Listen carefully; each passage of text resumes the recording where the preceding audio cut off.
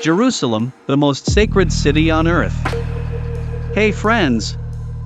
If you're someone who loves history, hidden secrets, and real adventures, stick with us until the end of this video, because we're about to explore a city that has been at the heart of conflicts, prayers, and legends for over 5,000 years, Jerusalem.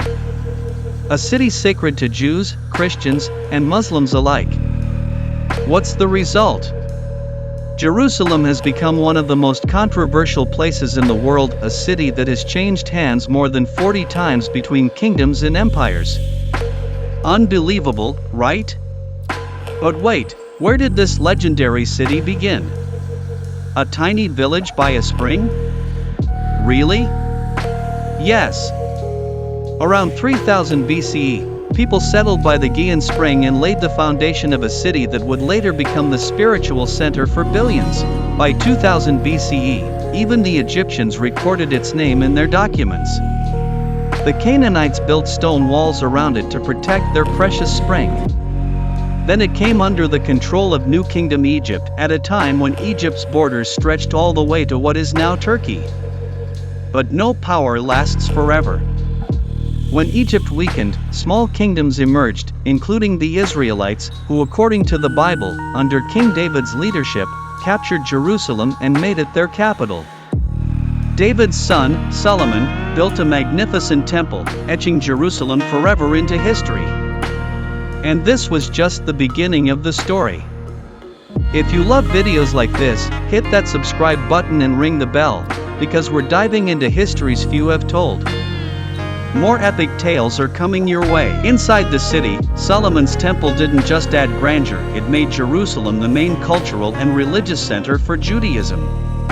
But less than a century later, something happened that changed the fate of the Israelites forever. The kingdom split into two. Northern Israel kept the name Israel, and southern Judah had Jerusalem as its capital. For the next 400 years, Jerusalem remained the heart of Jewish religion and culture, but peace? Not so much. The city was repeatedly attacked by powerful neighbors, especially Egypt and Syria. Everyone wanted control of this strategic hotspot. Now, let's jump to one of the darkest chapters in Jerusalem's history. In the 6th century BCE, the Babylonian Empire under Nebuchadnezzar II marched in and besieged the city in 597 BCE. But the Jewish resistance sparked a big rebellion just 10 years later. Nebuchadnezzar came back, even harsher this time. In 587 BCE, he laid siege again, destroyed almost the entire city including Solomon's temple, and ordered the exile of the Jewish people to Babylon, far from their homeland. Jerusalem stayed under Babylonian rule for 40 more years until a king with a different vision entered the scene, Cyrus the Great of the Persian Empire.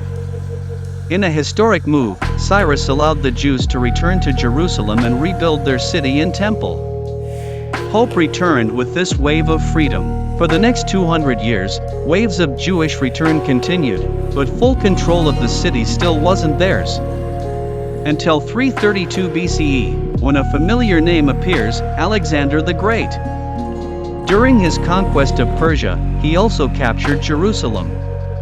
But as always, the Golden Age was brief. Alexander soon died, and his empire was divided among his generals. Jerusalem first fell under the Ptolemies in Egypt, then after decades of conflict, the Seleucids took control in 198 BCE. From Alexander's time on, Greek culture gradually spread in Jerusalem.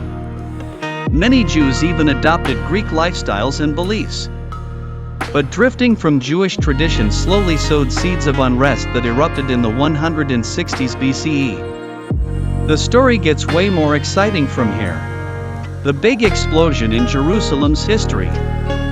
After decades of cultural and religious pressure, the Jewish people's patience finally ran out. In the 160s BCE, a group of Jewish fighters called the Maccabees launched a massive rebellion. The result?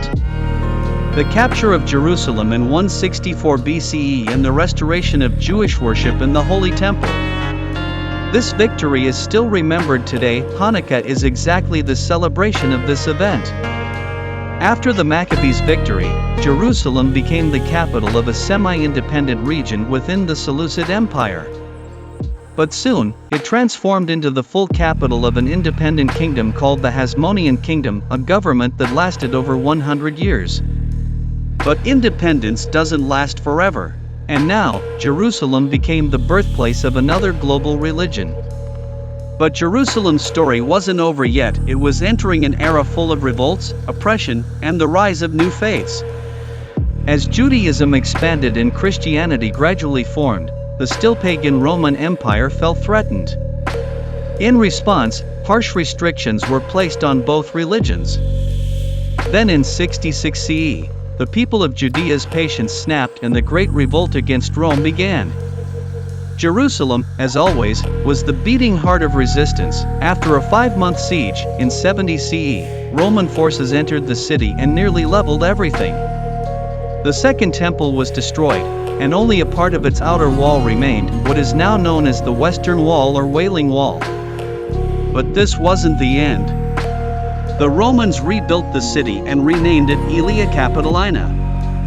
Jews were banned from entering the city except on a few special religious days. And again, in 132 CE, a new Jewish revolt erupted, this time brutally crushed like never before. Later, a temple to Jupiter, the Roman god, was built right where the Jewish temple once stood. But change was near. In the 4th century CE, Constantine the Great, the Roman emperor who had converted to Christianity, gave an important mission to his mother Helena. Go to Jerusalem and find the place where Jesus was crucified and buried. Helena succeeded, tearing down the Roman temple that was built there, and in 335 CE built something that remains one of Christianity's holiest sites today: the Church of the Holy Sepulchre. Jerusalem had now become the beating heart of Christianity, especially during the Byzantine Empire, which controlled the city for about 300 years. But again, history never waits. At the beginning of the 7th century CE, a completely new power rose from the heart of the Arabian Peninsula: Islam. And very soon, Jerusalem became a holy city for Muslims as well. Why? Because it is believed that the Prophet Muhammad, PBUH, made a miraculous night journey from Mecca to this city. And that's how Jerusalem became the center of a third world religion. If you're enjoying this journey with us, make sure to like the video, subscribe to the channel, and hit the bell so you don't miss the next part of this amazing historical story, because next up, Jerusalem enters the Islamic era, the Crusades, the Ottomans, and the modern world. After the Prophet Muhammad's death in 632 CE, the Muslim world rapidly united and expanded. Just 6 years later, Caliph Umar reached the gates of Jerusalem, and without a major battle, the city peacefully surrendered. But this conquest was unlike any other. Under Islamic rule, Jerusalem saw true religious freedom.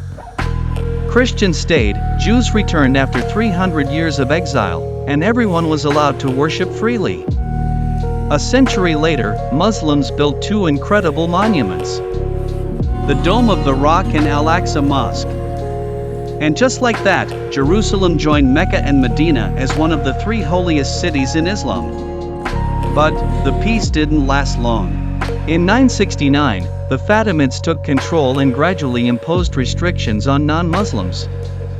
Then in 1009, they destroyed the Church of the Holy Sepulchre, an act that shook the entire Christian world. Around this time, the Catholic and Orthodox churches had split, and both claimed ownership of Jerusalem. Eventually, in 1073, a new power arrived, the Seljuk Turks. And this was just the beginning of a story that would lead to the Crusades. With the Seljuks now in charge, the region plunged into instability. Reports began to spread that Christian pilgrims were being harassed on their way to Jerusalem. That threat pushed the Byzantine emperor to ask the West for help. But Pope Urban II had a bigger idea: a holy war to reclaim Jerusalem. And just like that, the First Crusade was launched. Thousands of knights and ordinary people from Europe marched toward the Holy Land.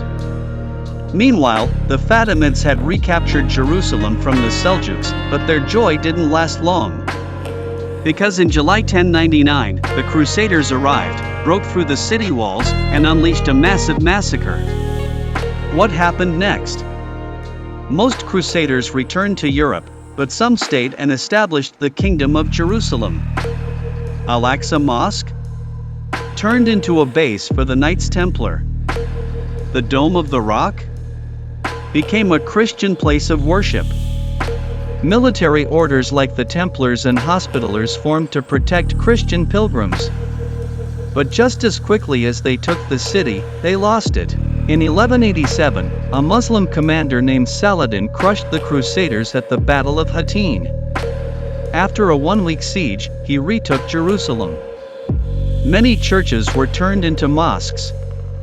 But the Church of the Holy Sepulchre was preserved and handed over to the Greek Orthodox Church.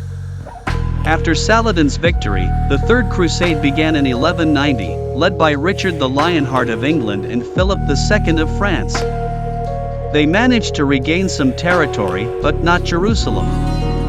In the 13th century, Crusaders tried again. Between 1229 and 1244, they briefly re-entered Jerusalem. But their success was short-lived. By 1291, the Mamluks, a powerful Islamic dynasty, had crushed the last Crusader strongholds. Now, Jerusalem was firmly back in the Islamic world. The Mamluks ruled for over 300 years, turning the city into a pilgrimage site for all three Abrahamic religions, though the Jewish and Christian populations had dwindled. Then, in 1516, the Ottoman Empire took control and made Jerusalem part of their vast empire. During the reign of Suleiman the Magnificent, the famous city walls were rebuilt, and a new era of religious tolerance began. By the 19th century, Jerusalem was still stuck inside its ancient 1 square kilometer walls. But as the population grew, the city had to expand. New neighborhoods popped up outside the walls, Russians built churches, Jews returned, and dreams of a new nation began to take shape. Then came World War I. The Ottoman Empire fell, and the British took over Jerusalem. But Britain had made a big mistake. They promised the land to both Arabs and Jews. The result? Riots, unrest, and rising tensions through the 1920s and 30s. In 1947, the UN proposed splitting Palestine into two countries, and making Jerusalem an international city. But instead of peace, war broke out. After months of bloody fighting, Jerusalem was split in two, west to Israel, east, including the Old City, to Jordan. Since then, Jerusalem has remained a city of conflict and hope. If you're curious to see what happens next, don't forget to like, subscribe, and stay tuned for the next episode.